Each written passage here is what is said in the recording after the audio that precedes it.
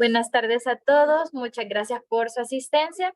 Este día nos toca revisar la temática titulada Atención a la comorbilidad, tuberculosis y diabetes, y está a cargo del doctor Mario Rafael Soto Villalta. Bienvenido, doctor, adelante.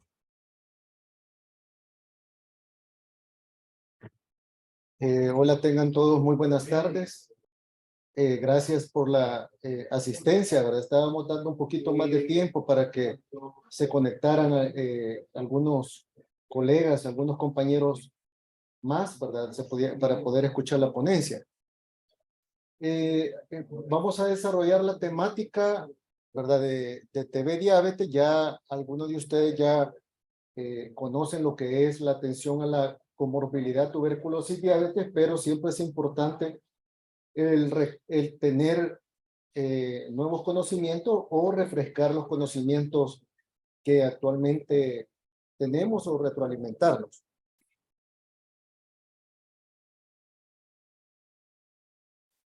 En primer lugar, ¿verdad?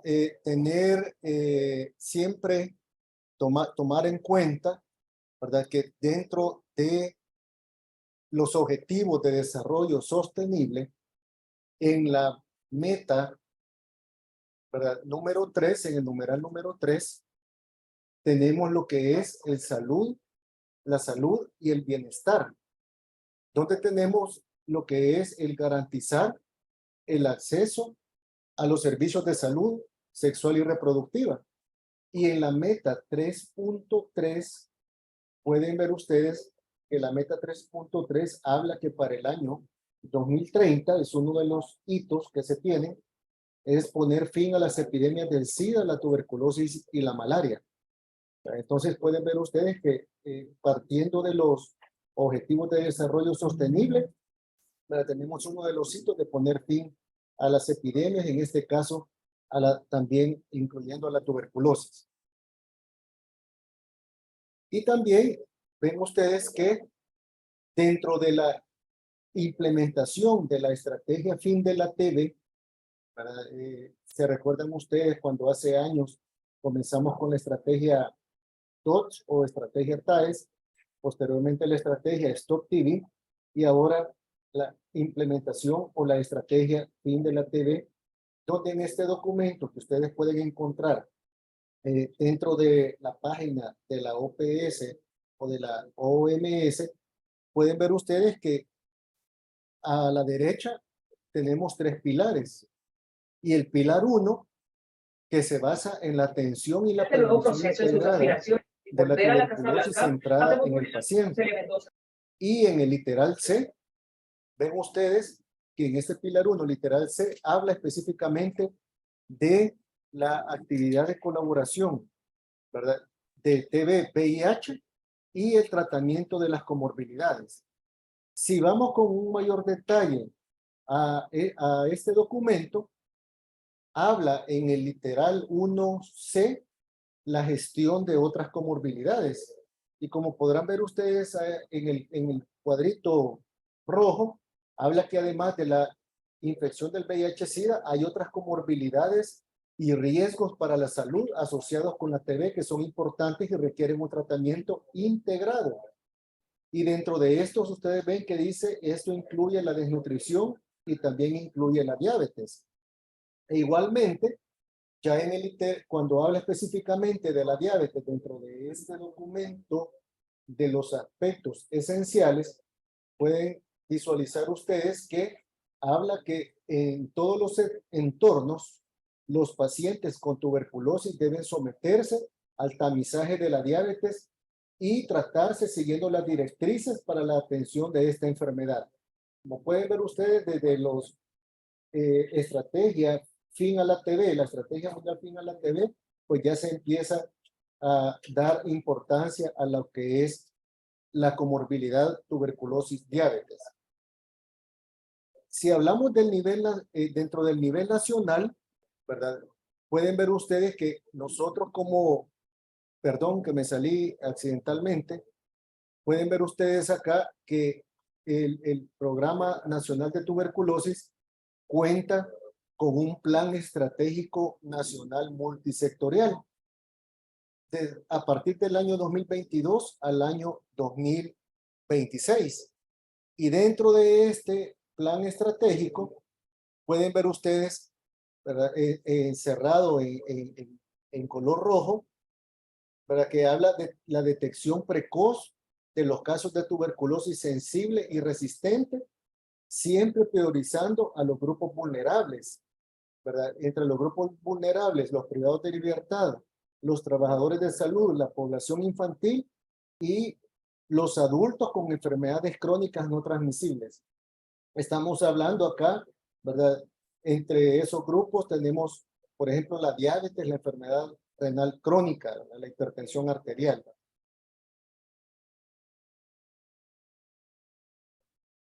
Entonces, si hablamos de ambas enfermedades, vemos que la diabetes y la tuberculosis son dos enfermedades que exigen un abordaje integral. Dadas las características de cada una de ellas, esto las convierte en un problema de salud pública que requiere la optimización de los recursos, la colaboración interdisciplinaria, ¿verdad? Es decir, de todas las disciplinas del personal de salud y una reorganización de los servicios de salud para hacer frente a la comorbilidad que año tras año va incrementando lo que es su prevalencia. Hablando un poco de diabetes, ustedes pueden ver acá que la diabetes es un problema que va creciendo. Y en cuanto a la diabetes, ven ustedes acá, ¿verdad? Que sabes que 1 de cada 2 diabéticos desconoce que lo es. Entonces hay personas y todos los que trabajamos en el área de la salud, sabemos que muchas personas desconocen sus niveles de azúcar y desconocen que pueden ser diabéticas. Y como pueden ver también en el cuadro derecho, la diabetes, ¿verdad? El incremento de la diabetes, cómo se ve que a partir del año 2010, ¿verdad? Se ve la evolución de diabetes incluso en la población infantil, el incremento de diabetes en millones de personas, tanto a nivel de infantil como a nivel adultos. Entonces, si hay un crecimiento de la población diabética, pues también puede haber un crecimiento de los casos de tuberculosis, como lo vamos a ver en las siguientes láminas.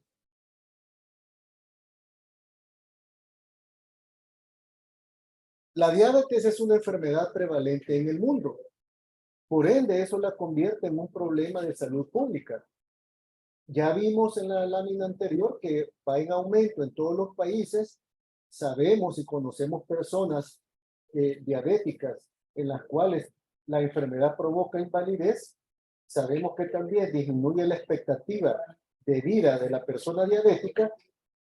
Implica un importante gasto porque todos sabemos de que se tiene un gasto de medicamentos, gastos para acudir a los centros de salud, a los establecimientos de salud, gastos en ingresos hospitalarios, y eso implica también un costo social para la familia de la persona diabética. Dentro de las infecciones del diabético, siempre hablando de la persona diabética, sabemos que una persona diabética tiene mayor susceptibilidad a desarrollar infecciones bacterianas, virales y fúngicas. Sabemos también que la evolución de la diabetes a este tipo de enfermedades que vimos anteriormente, en la persona diabética, la evolución es más severa y es de peor pronóstico. Y que esto también es causa desencadenante de trastornos metabólicos graves, ¿verdad? Y también es importante saber que no hay paralelismo o relación entre la magnitud de las infecciones y el grado de hiperglicemia que la persona diabética pueda tener. Dentro del diagnóstico de la tuberculosis en las personas diabéticas, siempre se comporta igual a lo que todos hemos conocido como sintomático respiratorio, a la tos y expectoración de más de 15 días de evolución. Pero es importante mencionar y como programa nacional de tuberculosis siempre recomendamos, ¿verdad?, que puede llegar una persona diabética con tos y muchas veces la persona da un estimado de los días de tos, da un aproximado de los días de tos. Muchas veces la persona llega al establecimiento y nos dice, yo tengo como 10 días de tos, pero la estamos escuchando toser y toser, ¿verdad? Con mucha expectoración y no vamos a esperar que esta persona cumpla los 15 días de tos, ¿verdad? Sino que podemos en ese momento, si estamos detectando que la persona tiene sintomatología respiratoria, pues en ese momento nosotros podemos obtener una muestra de flema. También sabemos que la persona con el diagnóstico de TB en personas diabéticas existe una descompensación metabólica persistente sin causas aparentes, principalmente, ¿verdad? El aumento del azúcar, tienen una hiperglicemia.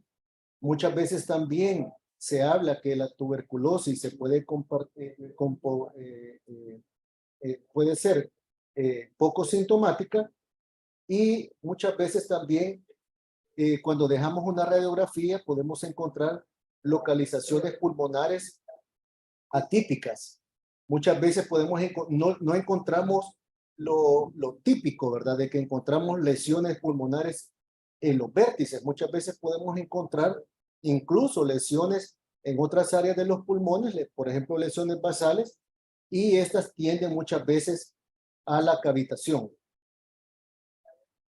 La comorbilidad tuberculosis-diabetes, como vemos acá, la Unión Internacional contra la Tuberculosis y Enfermedades Respiratorias, dentro de su literatura menciona que la asociación entre tuberculosis y diabetes y su papel sinérgico en causar enfermedades y sufrimiento ha sido reconocido por siglos.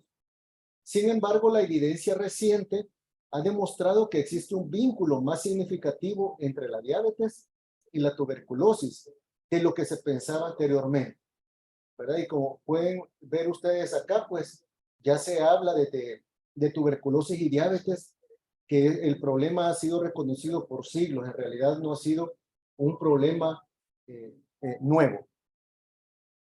También la Unión Internacional contra la Tuberculosis menciona que las personas con diabetes tienen 2 a 3 veces mayor riesgo de desarrollar la tuberculosis en comparación con las personas sin diabetes. Esto es sumamente importante porque a nuestros establecimientos de salud está llegando mucha persona diabética que no le hace caso a su sintomatología respiratoria. La persona muchas veces ya menciona que la tos ya es algo normal en ellos, que ya tienen mucho tiempo de tenerla y la persona no le da importancia, pero aquí es donde viene el papel nuestro como personal de salud para saber que una persona diabética tiene un riesgo 2 a 3 veces mayor que una persona sin diabetes.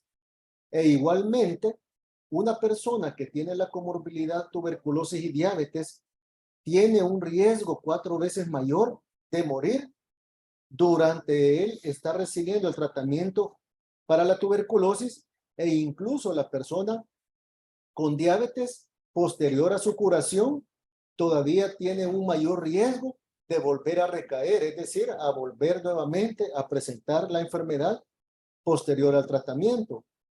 También algo importante que menciona la literatura es que las personas con la comorbilidad TB diabetes tienen una mayor probabilidad de ser bacteriológicamente positiva.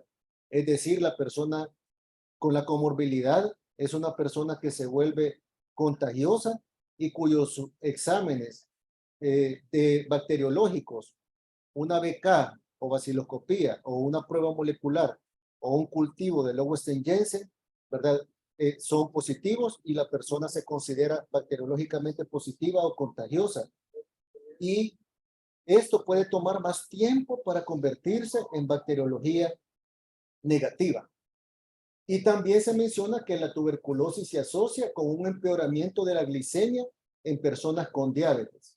Por eso mismo, ustedes ven en los últimos 2 recuadros, habla que la persona diabética tiende más tiempo en convertirse en bacteriología negativa. ¿Por qué? porque muchas veces esta persona diabética no tiene sus niveles controlados de azúcar y esto vuelve a que la persona sea un negativizador tardío. Entonces muchas veces el personal de salud, ¿verdad? Cuando está dando el tratamiento para la tuberculosis y a los 2 meses de cumplir su tratamiento y que hace su control bacteriológico a los 2 meses, el paciente, la persona diabética, no sale positiva, ¿verdad? Su examen, y lo que sucede muchas veces es que la persona tiene hiperglicemia, está con sus niveles de azúcar, no están controlados y eso nos está afectando que exista una negativización de la persona, ¿verdad? Y se vuelva negativa sus exámenes bacteriológicos. También se menciona que la persona diabética tiene un riesgo 2 veces superior a desarrollar una tuberculosis multiresistente. Ya todos sabemos que la multiresistencia es, ¿verdad? La resistencia a isoniazida y rifampicina, o muchas veces encontramos lo que es resistencia solamente a rifampicina. Además, la persona con diabetes tiene un mayor riesgo de desarrollar reacciones adversas graves, ¿verdad? Debido al complicado tratamiento si él presentase una tuberculosis multiresistente. También la comorbilidad tuberculosis-diabetes, la persona tiene un peor control glicémico. En cambio, como les mencioné anteriormente, un buen control metabólico mejoraría el funcionamiento incluso del sistema inmunitario de la persona con la comorbilidad TB-diabetes, y esto contribuiría a una mejor respuesta al tratamiento antituberculoso administrado. Además, es importante mencionar que la comorbilidad se comporta como una sindemia, es decir, una confluencia de dos enfermedades de alta prevalencia que actúan de forma sinérgica. Una se apoya de la otra, ¿verdad? Para poder causar, para la diabetes, el tener un mal control glicémico, pues la tuberculosis aprovecha ese momento para poder enfermar a la persona diabética. Por lo tanto, su prevención y control no deben realizarse de forma aislada. Eso es bien importante, ¿verdad? Por eso mencionamos en las primeras láminas que la tuberculosis, ¿verdad? Y la diabetes no podemos ver a la persona de forma aislada, ¿verdad? Sino como una sola persona.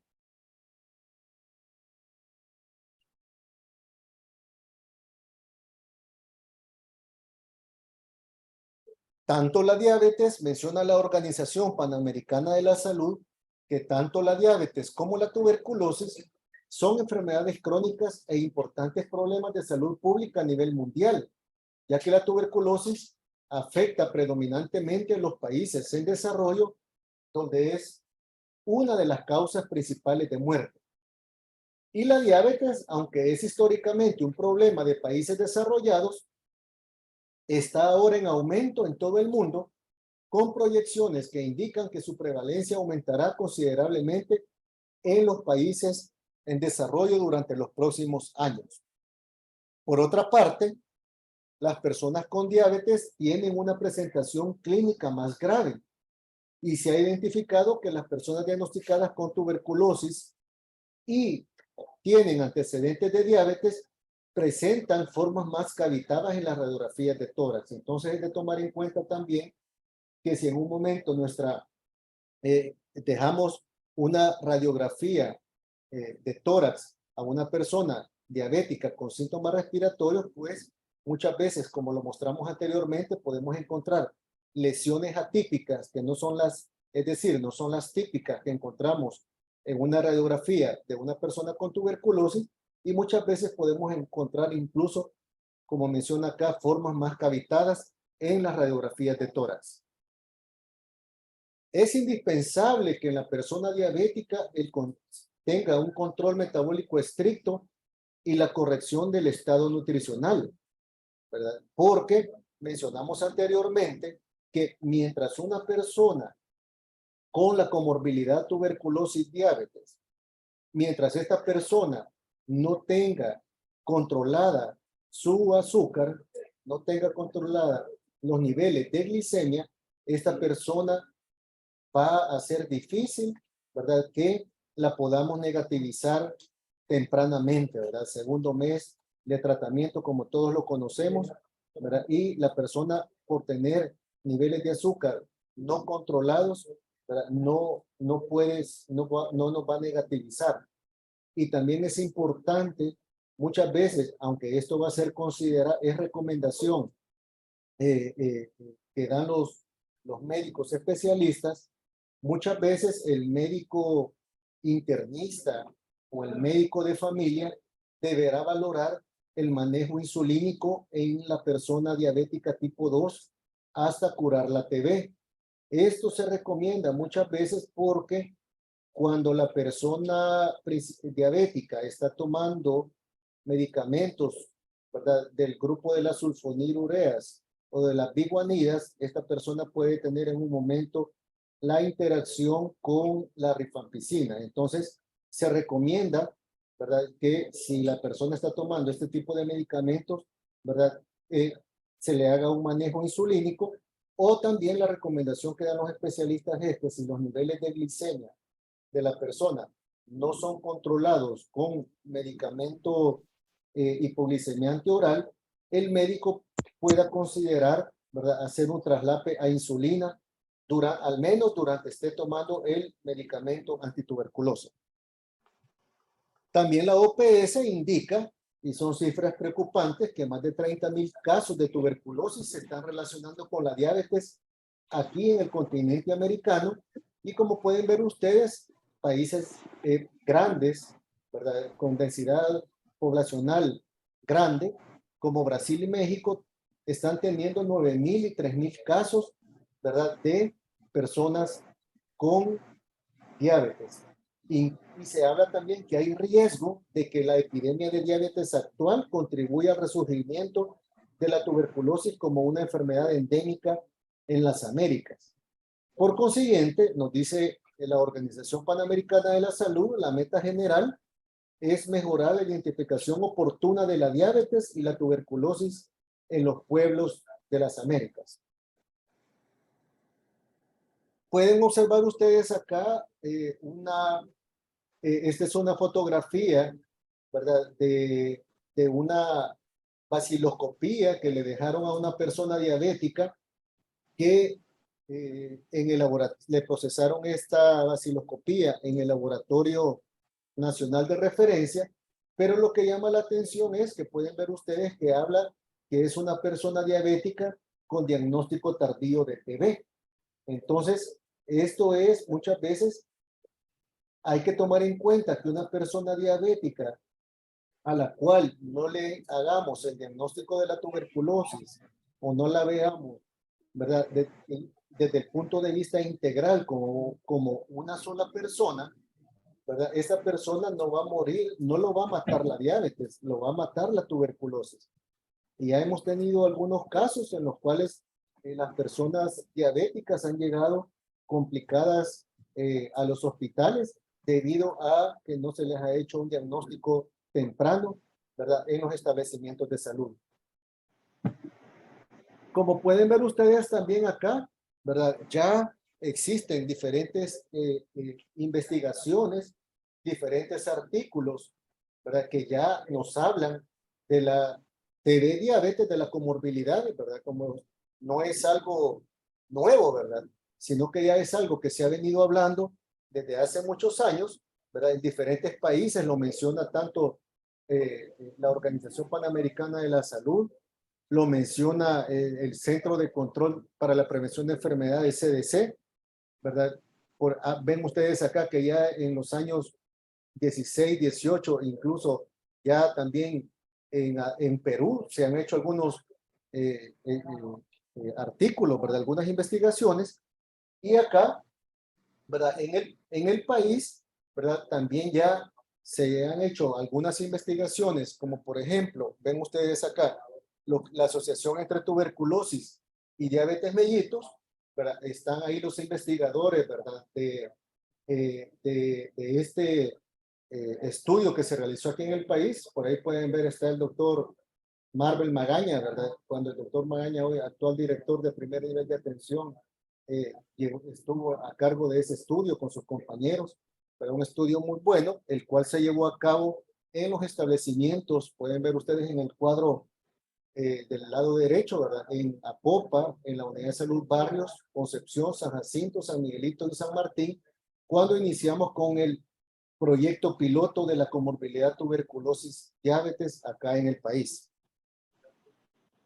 Dentro de nuestras normas, y sabemos que dentro de nuestras normas y lineamientos técnicos, ¿verdad? Se habla de los grupos de riesgo. Y en el artículo 8 de la norma nacional se habla de los grupos de riesgo, y dentro de los grupos de riesgo, tal como lo vimos también en nuestro plan estratégico nacional multisectorial, se habla acá de las personas con diabetes, ¿verdad? Como un grupo de riesgo también para poder adquirir la tuberculosis.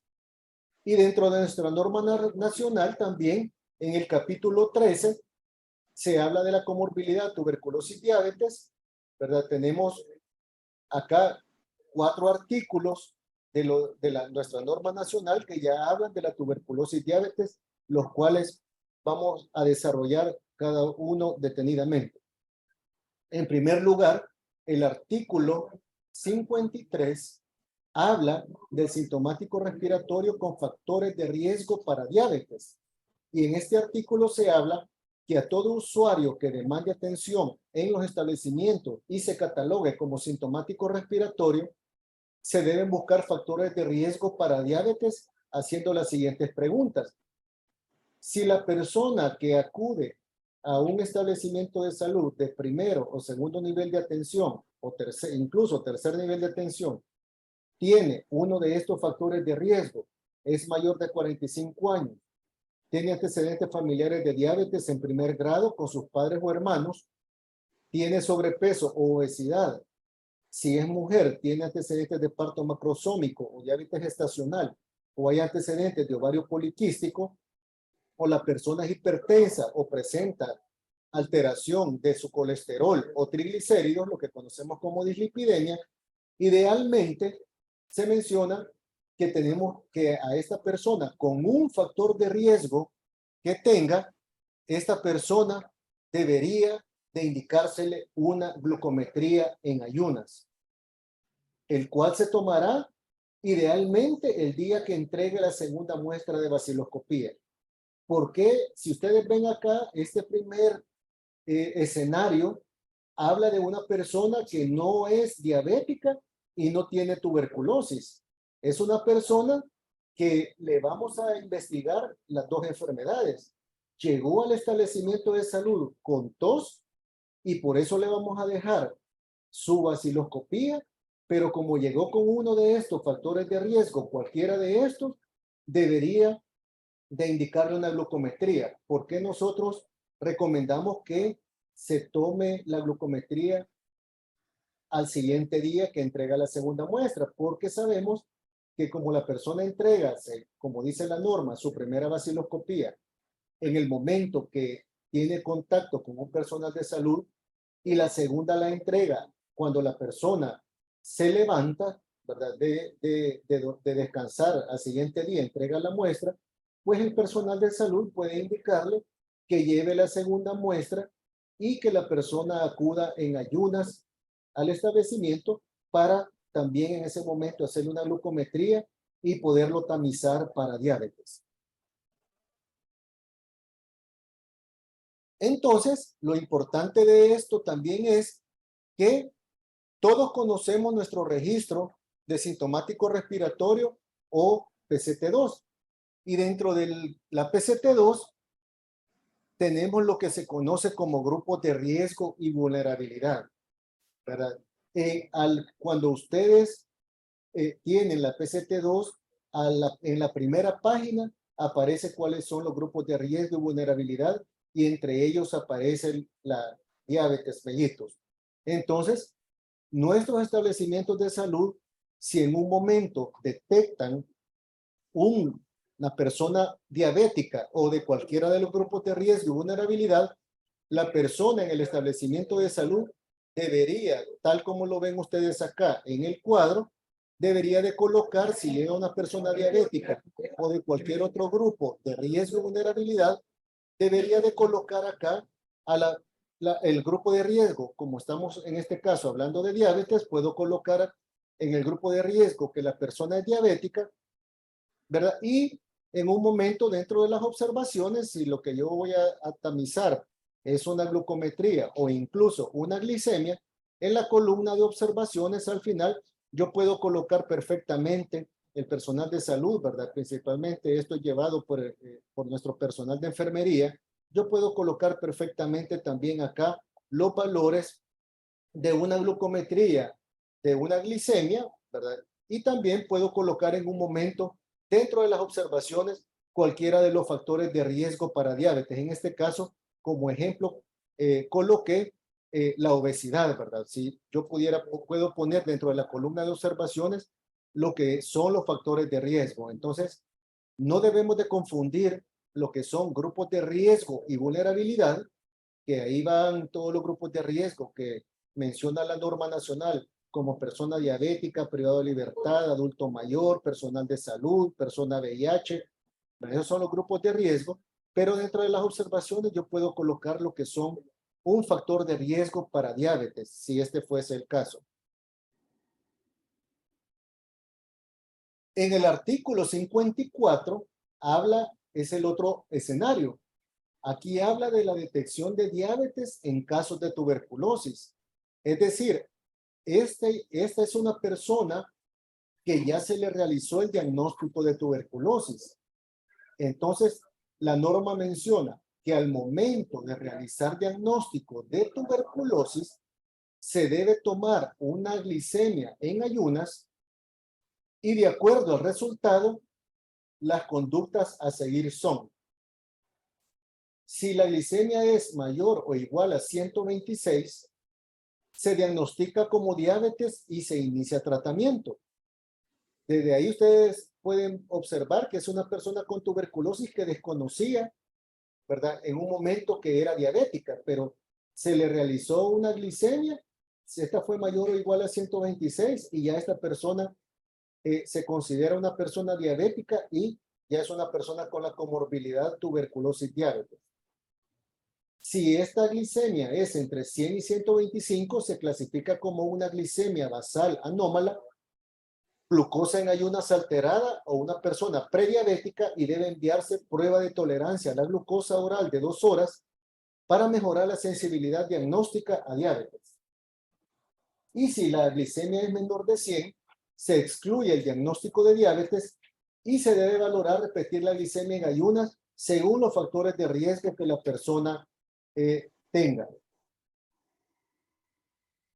Dentro del artículo 55 de la norma, habla, ya esta es una persona que tiene diabetes y le vamos a descartar la tuberculosis. Independientemente del motivo de consulta, en las personas con diabetes se debe investigar sintomatología respiratoria sugestiva de TB. ¿Por qué decimos independientemente del motivo de consulta? Porque lo mencionamos anteriormente, la persona diabética muchas veces puede acudir al establecimiento de salud por cualquier problema de la piel, un problema dermatológico, ¿verdad? Un problema que tiene una cefalea, la estamos escuchando toser, pero no indagamos en ese síntoma respiratorio porque como la persona llegó diabética, acudió al establecimiento por un problema dermatológico y no por la tos, entonces no queremos hacer el tamizaje y descartarle lo que es la tuberculosis. Es importante informarle a la persona diabética el riesgo de enfermar de tuberculosis, cuáles son los mecanismos de transmisión de la enfermedad, hablar sobre la etiqueta de la tos, la prevención de complicaciones de la diabetes y los cuidados personales, su alimentación y su dieta, así como también el control de infecciones, ¿verdad? Es importante que hablemos de la ventilación, de la iluminación y del aseo de la vivienda, ¿verdad? Que exista la ventilación en su vivienda, no importa que la vivienda sea humilde, pero es importante que la persona pueda abrir sus ventanas y que exista una buena ventilación. Y en caso que nosotros como personal de salud indaguemos que la persona diabética tenga síntomas respiratorios, Es importante que tengamos esto en claro y hacemos hincapié. Lo que se le debe de indicar a una persona diabética es una prueba molecular rápida, lo que muchos conocemos como un expert, ¿verdad? Para realizar el diagnóstico oportuno de la tuberculosis. Además, hacemos una vigilancia temprana de la resistencia y si el resultado de esta prueba molecular es positivo, se clasifica como comorbilidad TB diabetes. Y si el resultado de la prueba es negativo, pues podemos indagar e investigar otra patología respiratoria. ¿Por qué dejamos una prueba molecular? Tomemos en cuenta que una prueba molecular, o lo que muchos conocemos como expert, posee una mayor sensibilidad que una vaciloscopía. Una vaciloscopía, para que nos resulte positiva, necesitamos 5.000 bacilos por ml. En cambio, con una prueba molecular, actualmente en el país contamos con la prueba molecular ultra. Con esa estamos aproximadamente de 14 a 16 bacilos, estimando, ¿verdad?, que esta nos salga positiva. Entonces pueden ver ustedes la diferencia de 5.000 bacilos a 14 a 16 bacilos. Es mucho más sensible la prueba molecular rápida. Aparte, como menciona acá, con una prueba molecular estamos haciendo vigilancia temprana de la resistencia porque el expert o prueba molecular nos está detectando también lo que es resistencia a rifampicina. Y ya vimos que una persona con la comorbilidad también tiene un mayor riesgo de desarrollar resistencia a la tuberculosis. Es importante también que si la persona diabética llega al establecimiento de salud, nos llega con tos, nos llega con pérdida de peso inexplicada, le dejamos sus exámenes y vemos que hay incremento en los niveles de glicemia, la persona nos está expresando que tiene exceso de sed, exceso al orinar y problemas de visión, y sabemos que ya es una persona diabética que nos está llegando con tos, debemos de dejarle su prueba, indicarle su prueba molecular y el cultivo de Lowenstein-Janssen para pruebas de sensibilidad. ¿Por qué dejamos ambos exámenes? Porque dijimos que la prueba molecular nos detecta resistencia a rifampicina y al dejar el cultivo de Lowenstein-Janssen y las otras pruebas de sensibilidad, las pruebas de sensibilidad me están detectando la resistencia o sensibilidad a las otras drogas antituberculosas. Entonces, de una sola vez, ¿verdad?, a la persona se le indica, ¿verdad?, 2 muestras, una para prueba molecular y una para cultivo de Lowenstein-Janssen y para su prueba de sensibilidad. Si ustedes observan acá en la solicitud de bacteriología de la PCT3, lo que dijimos anteriormente está acá indicado. En la prueba molecular rápida, ven ustedes, en el numeral 5 aparece sintomático respiratorio con diabetes para indicarle una prueba molecular. Y en el numeral 14 aparece paciente con diabetes. Entonces, solamente es de llenar la boleta y en un momento indicarle lo que es la prueba molecular, ¿verdad? Y también indicarle a la persona diabética un cultivo. Los resultados de la prueba molecular, en el caso del expert ultra, que dijimos que es entre 14 y 16 bacilos para que un expert nos resulte positivo, pero tenemos ahí las diferentes, ¿verdad?, resultados que nos puede aparecer cuando nos llega una prueba molecular. Muchas veces aparece lo que ven ustedes en primer lugar, CMTB, eso significa complejo Mycobacterium TB detectado, y RR, es decir, resistencia a rifampicina no detectada, que reporta la detección del ADN del complejo Mycobacterium TB, esté vivo o muerto y es sensible a la rifampicina. Entonces, esto me está diciendo acá que sí ha detectado el complejo Mycobacterium TB, pero el expert me detecta el ADN del bacilo, no me detecta si el bacilo está vivo o muerto. Entonces, me detecta el ADN del bacilo, me lo ha detectado que es un complejo Mycobacterium TB, pero no hay resistencia a rifampicina detectada, es decir, es sensible a rifampicina. La otra posibilidad que puede aparecernos es complejo Mycobacterium TB detectado con resistencia a rifampicina detectada, es decir, que reporta detección del ADN del complejo Mycobacterium TB, esté vivo o muerto, pero con resistencia a rifampicina. En este momento, inmediatamente nos aparece un examen de esos, debemos de comunicarnos al SIGASI, ¿verdad? Y a la región de salud para que se establezcan las coordinaciones con la clínica de resistencia del Hospital Saldaña. La tercera posibilidad es complejo Mycobacterium TB no detectado, es decir, que reporta que no detecta el ADN del complejo Mycobacterium TB, es decir, un examen que podemos considerar incluso negativo. Y el complejo Mycobacterium TB detectado con traza resistencia indeterminada. ¿Qué significa cuando nos aparece este resultado así? Este resultado reporta detección del ADN en el complejo Mycobacterium tuberculosis, esté vivo o muerto, y no es concluyente para clasificarlo como resistencia a rifampicina. ¿Cuál es la indicación cuando les aparezca un resultado así? Enviar una nueva muestra para esta. Este resultado se reportará solo si se utilizó pruebas de Mycobacterium tuberculosis MTB RIF Ultra. Pero también hacemos hincapié y se los hemos mencionado en diferentes ocasiones cuando hemos estado con ustedes en alguna capacitación, que es importante la calidad de la muestra.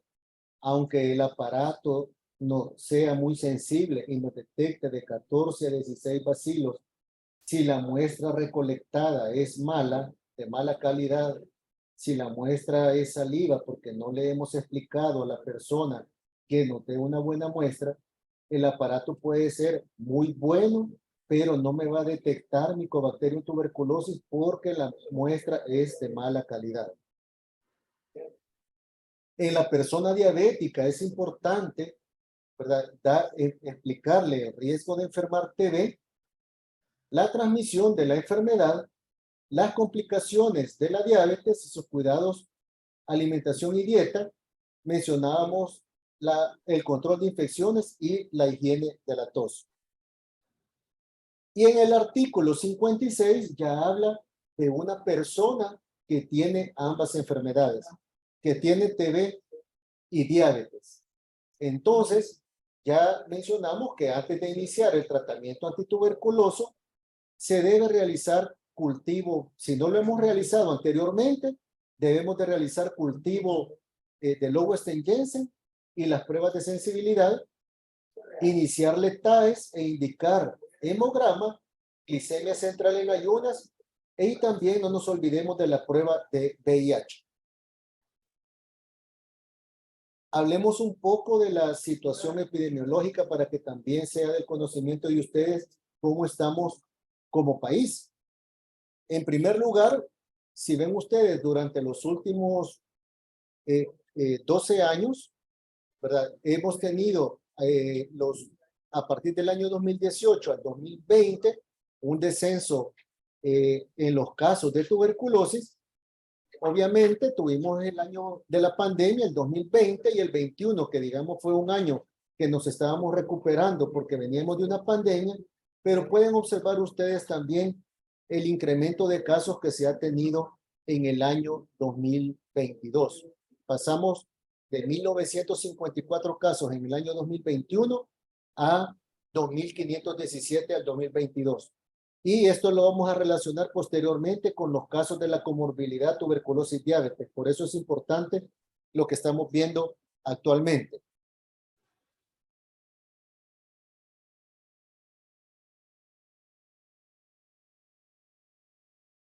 Si ven ustedes acá, hablamos de los sintomáticos respiratorios con factores de riesgo para diabetes. Es decir, esta es una persona que llegó con tos al establecimiento de salud, pero solo tiene factores de riesgo para diabetes. Y como pueden observar ustedes, aquí tenemos graficadas las 5 regiones de salud y también el Instituto Salvadoreño de Seguro Social, y pueden ver ustedes que en el año 2021, del total de sintomáticos respiratorios que se captaron a nivel nacional, 4.948 presentaban un factor de riesgo para diabetes. Es decir, un 10.4% del total de todos los sintomáticos. Y para el año 22, que ya estamos recuperándonos de los años pandémicos, de 4.948 que tuvimos en el año 2021, pasamos a 11.539 sintomáticos respiratorios con factores de riesgo, que nos representa el 6.6% del total de sintomáticos respiratorios identificados. Cada uno de nosotros en nuestros establecimientos de salud puede verificar en su libro de sintomático respiratorio cuántas personas mayores de 45 años tiene y puede verificar perfectamente si ha estado, ¿verdad?, tamizando con glucometría a estas personas con factores de riesgo que han sido identificadas con tos por más de 15 días. Y acá podemos ver igualmente las 5 regiones de salud, pero estos son personas diabéticas que llegaron con tos a los establecimientos de salud. Y pueden observar ustedes cada una de las 5 regiones del país y cuántas personas diabéticas nos llegaron en el 2021. 3.499 personas diabéticas con tos, que nos representa el 7.4% del total de sintomáticos respiratorios captados en el país. Y en el año 22 incrementamos a 4.619, que nos representa el 7.2% del total de sintomáticos respiratorios a nivel nacional. Pensamos que podemos incrementar más porque son muchas las personas diabéticas que están acudiendo con problemas respiratorios a los establecimientos de salud. Y de las personas que vimos anteriormente, que son personas diabéticas que llegaron por tos a los establecimientos de salud y que se les procesó una muestra bacteriológica, pues pueden observar ustedes cuántas personas diabéticas se diagnosticaron con tuberculosis en el año 2020. Fueron 169, que nos representa el 8.3% del total de casos de tuberculosis que tuvimos en el año 2020, el año de la pandemia.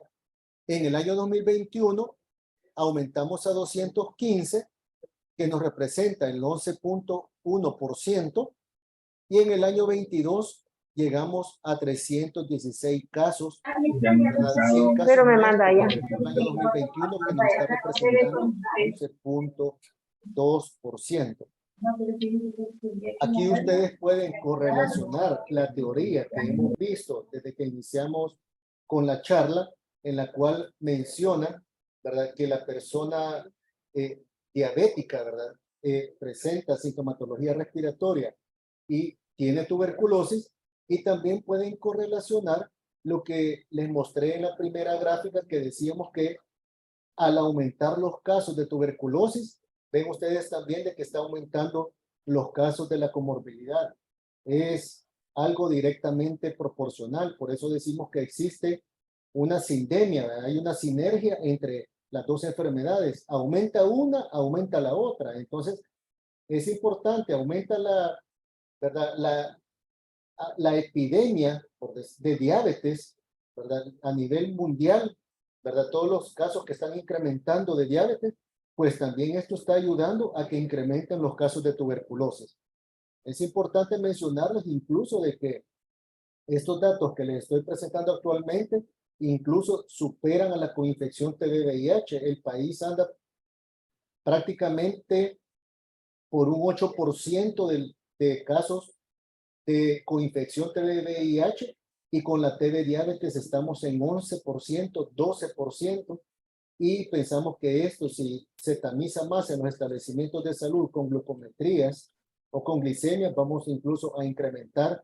Pero lo importante es, como les mencionamos anteriormente, es hacer un diagnóstico oportuno en la persona diabética, porque no lo va a matar la diabetes, lo va a matar la tuberculosis. Y esto también complementa la teoría. En la teoría menciona que las personas diabéticas son bacteriológicamente positivas o son contagiosas. Y pueden observar ustedes acá que del total de casos que tuvimos en el año 2022, que fueron 316 con la comorbilidad tuberculosis diabetes, el 271 de ellos, es decir, el 85.7% de los casos que fueron diagnosticados son personas bacteriológicamente positivas, es decir, contagiosas. Entonces, ven ustedes que también debemos de enfocarnos a estos grupos de riesgo y vulnerabilidad, y aparte esta persona diabética tiene una familia a la cual también puede contagiar. Hay niños en esa, muchas veces en ese hogar, ¿verdad?, que también pueden ser contagiados con la enfermedad. Y es importante también mencionarles dentro de los instrumentos de recolección que se cuentan, ¿verdad?, para que los establecimientos de salud que no lo tengan, con todo gusto lo pueden adquirir incluso a través nuestro, ¿verdad? Se lo podemos enviar por correo electrónico. Se cuenta con esta llamada hoja filtro para sintomático respiratorio, en la cual el médico hace un tamizaje de los factores de riesgo que la persona puede tener. Con un factor de riesgo, ven ustedes en la parte inferior, dice hemoglucotest. Debería de tamizarlo con una glucometría y a la persona acá ponerle su registro de glucometría, ¿verdad? Y le estoy descartando lo que es la diabetes. Y si su glucometría es arriba de 125, pues yo le puedo indicar una glicemia en ayunas. También contamos con la ficha clínica, ¿verdad? Para los pacientes con TB, donde ustedes ven que en el apartado número 16, ¿verdad?, se habla ya de lo que es la diabetes mellitus. Ya cuando tenemos nosotros una persona con la comorbilidad, también contamos con esta hoja, ¿verdad? Es una hoja en cartoncillo para que el establecimiento de salud pueda llevar un control de la persona con la comorbilidad, un control de su peso, un control semanal de la glucometría o hemoglucotest, un control mensual de la glicemia y un control trimestral de la hemoglobina glicosilada. Ustedes vieron que en la teoría mencionábamos que una persona diabética no controlada, pues será difícil que esta persona pueda curarse de la TB por manejar niveles no controlados de azúcar. Entonces, ¿qué vamos a hacer acá? También estar controlando a la persona diabética con un hemoglucotest semanal, al menos durante esté tomando su tratamiento, para poder controlar sus niveles de glicemia y esto no vaya en un momento, ¿verdad?, a causar dificultades para que la persona diabética con tuberculosis no se vaya a curar por estar con niveles no controlados del azúcar. Y en esta misma lámina, ¿verdad?, en esta misma hojita, en este mismo registro, al reverso aparece lo que es la indicación y cumplimiento de insulina en caso que el médico especialista, el médico internista o el médico de familia, ¿verdad?, que hay en los establecimientos de salud, pues él considere que la persona debe ser trasladada a insulina durante su tratamiento antituberculoso, y aquí se le puede llevar lo que es su control de insulina, ¿verdad?, para que mantengan niveles óptimos de azúcar y esto no vaya a interferir con la negativización o con la curación de la tuberculosis. También en los establecimientos de salud estamos brindando educación. Muchos de ustedes tienen este rotafolio para poderle dar educación brindar educación a la población, ¿verdad?, sobre ambas enfermedades.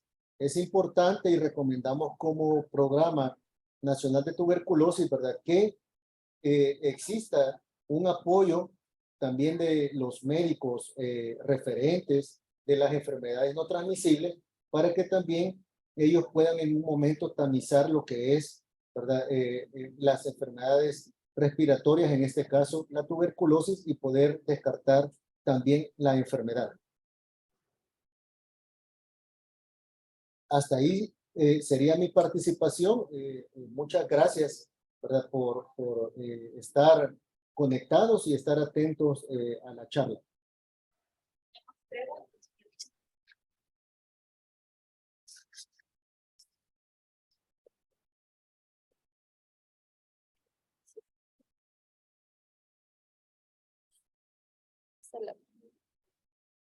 Tenemos algunas preguntas, ¿verdad? La primera pregunta en el chat menciona si en la misma muestra se deja quién es pericultivo. No, son muestras diferentes, ¿verdad? Es una muestra para prueba molecular y una muestra para cultivo. Igualmente, tiene que hacer el llenado de la solicitud de bacteriología, una para expert y una para cultivo. Son muestras diferentes. La otra pregunta menciona en primer nivel de atención cuál sería la mejor prueba de detección temprana. En realidad, tal como lo mencioné, la recomendación que nosotros hacemos como programa es la utilización de la prueba molecular.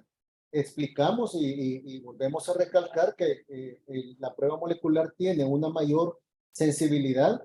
El Expert Ultra o la prueba molecular Ultra anda entre 14 y 16 bacilos, ¿verdad? Para diagnosticar un caso de TB y la baciloscopía entre 5.000 bacilos por ml. Entonces, es importante, ¿verdad? Sabemos que hay establecimientos de salud que tienen a la mano la baciloscopía, tienen un laboratorio y es mucho más ventajoso porque en el momento pueden indicar una BK, pero si ustedes observaron, es más importante, más sensible lo que es la prueba molecular.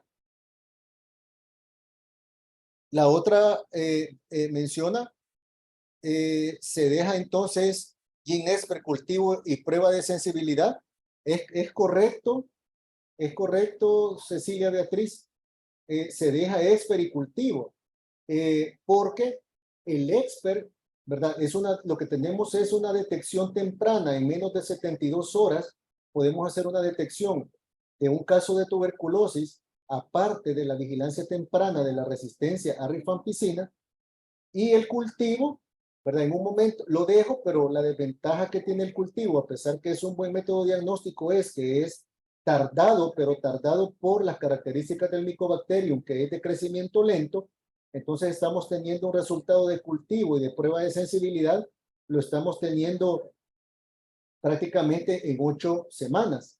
Pero también comentarles, ¿verdad? Que actualmente en el Laboratorio Nacional de Referencia se cuenta con un Expert XDR. XDR significa para el diagnóstico de la tuberculosis extensamente resistente. Entonces, en el caso que una persona diabética que le hemos dejado una prueba molecular y esta persona, su resultado es resistencia a rifampicina, pues se le puede procesar una prueba molecular, ¿verdad? XDR o de 10 colores que ya me detecta incluso resistencia a isoniazida, resistencia a aminoglucósidos y resistencia a quinolonas. Entonces tenemos ese método diagnóstico también en el Laboratorio Nacional de Referencia, un método de diagnóstico rápido, pero por el momento también podemos dejar, siempre se deja el cultivo y la prueba de sensibilidad. ¿Por qué? Porque si también la persona diabética, en caso no fuera un Mycobacterium tuberculosis, sino que fuera una micobacteriosis, que es diferente, una micobacteriosis, un Mycobacterium avium, un complejo mais, ¿verdad? Un Mycobacterium kansasi, que son primas hermanas de la tuberculosis, pero por ser micobacterias, pero no es una tuberculosis, el cultivo del Lowenstein-Jensen me puede detectar si en un momento fuera otra micobacteria. Y además, la prueba de sensibilidad que me detecta la resistencia a otros medicamentos.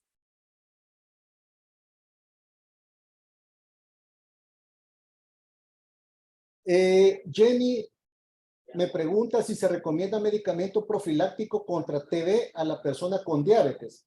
En realidad, lo que nosotros en el programa recomendamos es que no es recomendable que se va a dar un tratamiento profiláctico al 100% de las personas diabéticas.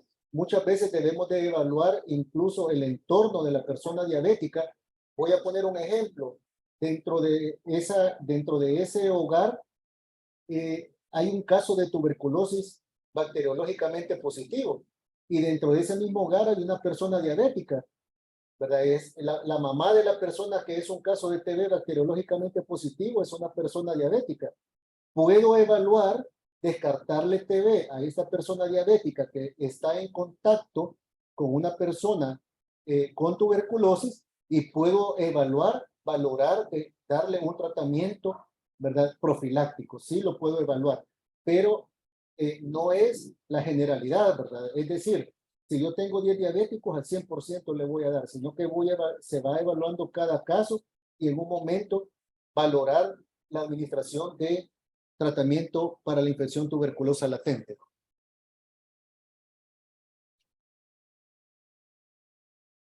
Muchas gracias por sus felicitaciones, ¿verdad? A Jenny, a Walter Portillo, muchas gracias.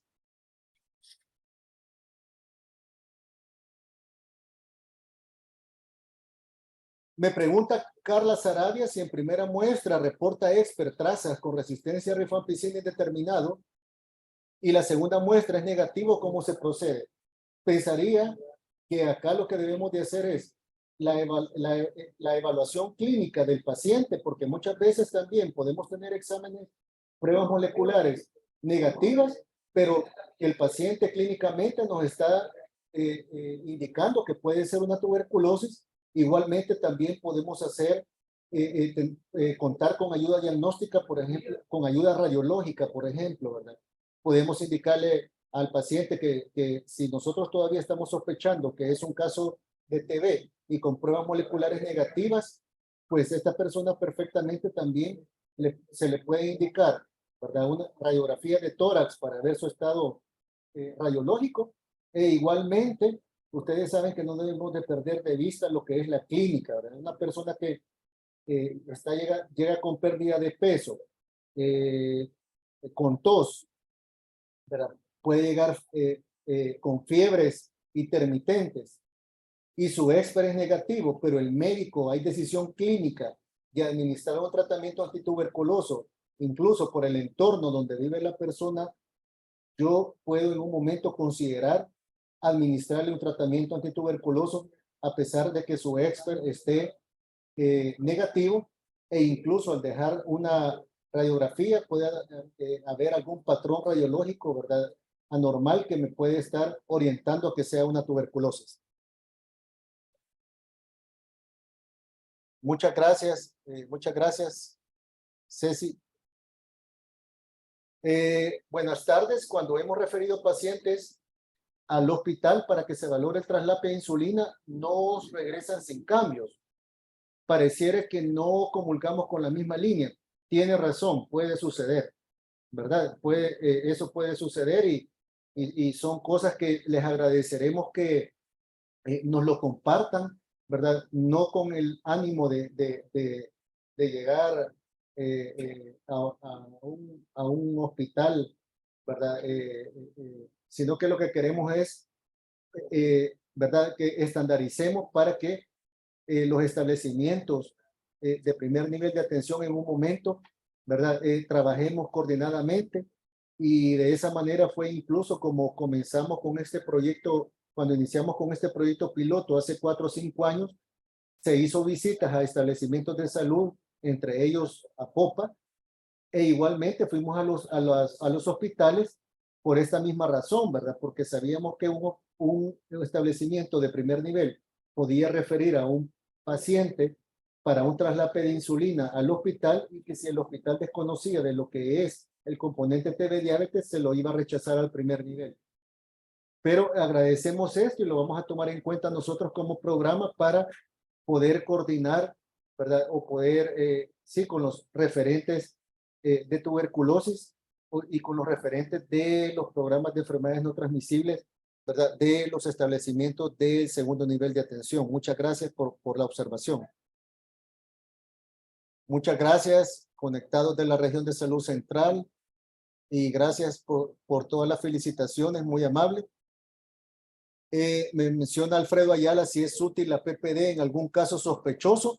En realidad, para para adultos, ¿verdad? Se está recomendando en algunas ocasiones que se pueda utilizar lo que es PPD, pero principalmente en personas con VIH o en población infantil.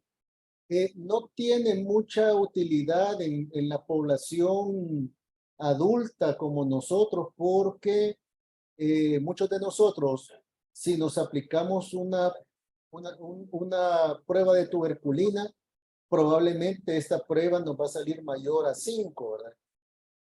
¿Puedo utilizarla? No podemos decir que no la puedo utilizar en una persona diabética. Puede utilizarla en un momento si quiero ver si esta persona presenta, ¿verdad? Hace la pápula para medir si tiene sus 5 milímetros en su lectura, y en un momento poder evaluar lo que es la administración de tratamiento para la infección latente por TB, por ejemplo, en una persona diabética, ¿verdad? Pero en realidad no existe una indicación dentro de nuestros lineamientos y nuestra norma, ¿verdad? Que a toda persona sospechosa le hagamos una prueba de tuberculina.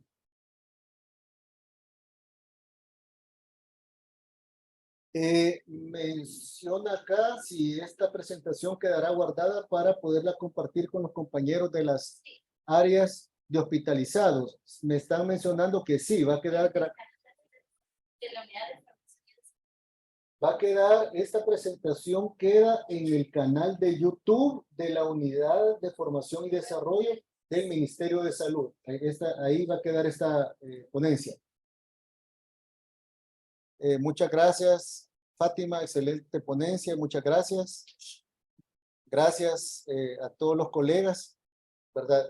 Creo que con eso, si no hay más preguntas o comentarios de alguno de ustedes que quiera opinar, con todo gusto estamos abiertos también si hay algún comentario que alguno de ustedes quiera realizar. Ahí está, en el chat está la dirección de YouTube donde está la charla, por si alguien está interesado en escucharla, ¿verdad? Ahí está grabada.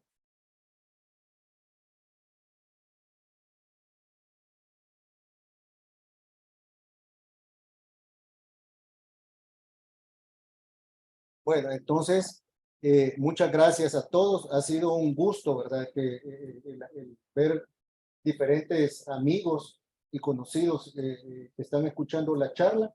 Les agradezco mucho y que tengan un feliz fin de semana. Así que muchas gracias.